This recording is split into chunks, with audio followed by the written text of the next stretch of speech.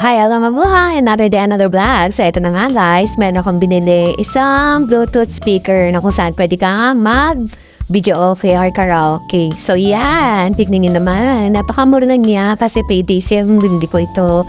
Worth 1,000 plus dapat to, pero nabili ko lamang siya ng 600 plus yata. So, ilalagay ko na lang po yung link sa baba. Pakicheck na lang po later. So, yan. Kapag binuksan mo pala yan is dapat nilolong press mo siya para mag-on. Eh ako nga, dahil hindi ko alam, akala ko sira ang lola mo. So yan guys, kailangan mo na siyang i-charge at least 3 hours. And then yung microphone naman ay 1 hour. And then pwede ka na kumanta-kanta pag nagpangusto mo kantahin.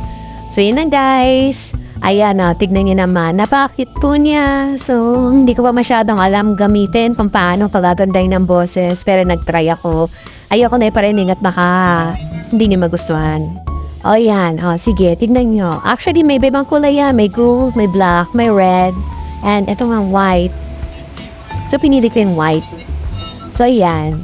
Para lang mag-match siya sa mga iba kong mga gamit dito sa bahay. So, yun lang guys. Thank you.